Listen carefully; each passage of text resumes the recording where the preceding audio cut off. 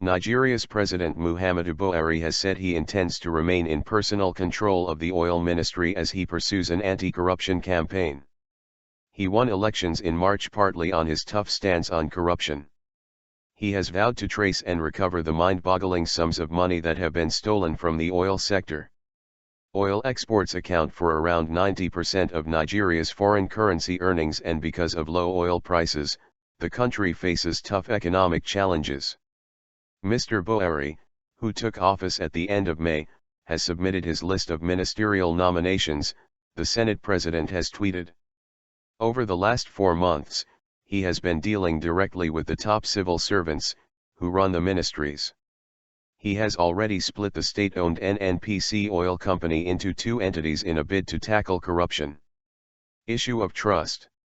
The BBC's Will Ross in Lagos says there had been plenty of speculation that President Buhari would put himself in charge of the crucial oil ministry.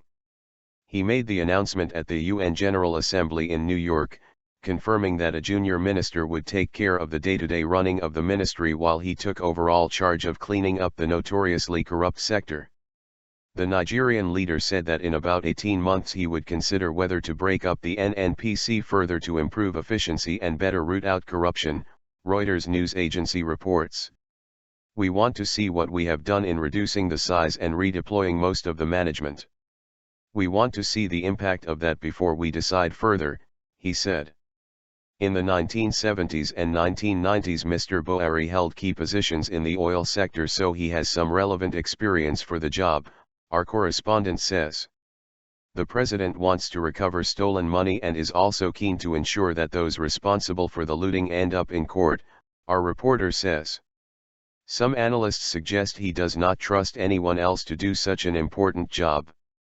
His list of cabinet appointees is expected to be presented to the Senate for approval by the end of September. Our reporter says the long time it has taken to make his choices seems to have been to allow for an extensive vetting process to find suitable candidates who have not themselves been corrupt.